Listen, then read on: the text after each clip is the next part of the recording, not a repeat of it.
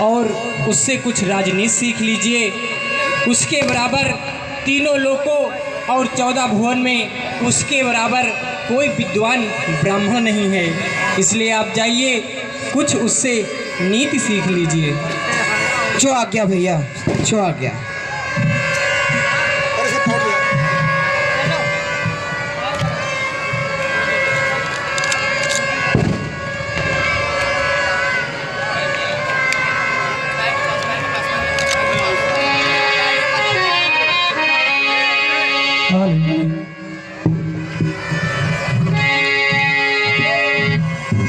भैया कहो अनुज।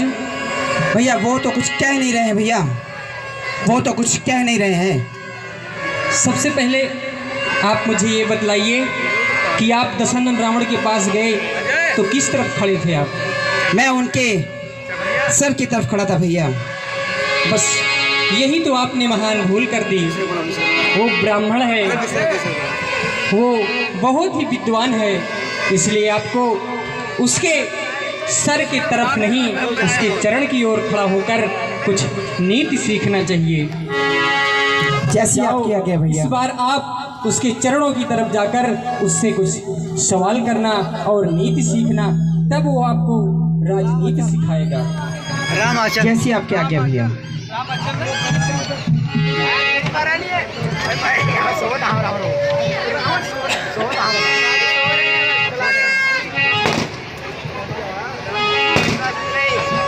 हे लंकापति रावण, असल में नीति क्या है, नीति क्या है, मुझे इसके बारे में बताएं आप। लक्ष्मण,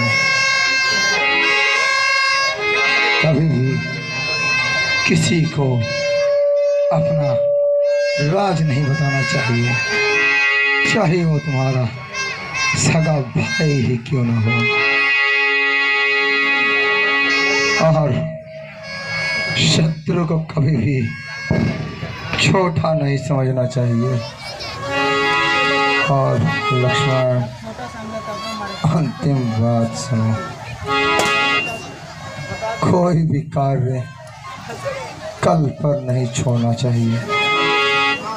मैं भी कल पर कार्य छोड़कर आज इस दशा में हूँ। मैंने स्वर्ग तक सीढ़ियाँ बनाई थी, किंतु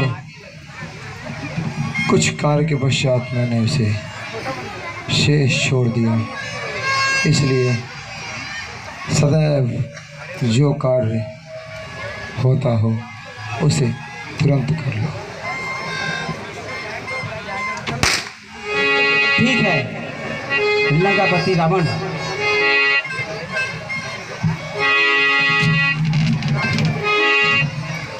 कहो भैया, आप दशानन रावण से नीति सीखे? हाँ भैया, उन्होंने तो मुझे सिर्फ यही कहा कि कोई भी कार्य कल पर ना छोड़ा जाए, उसे तुरंत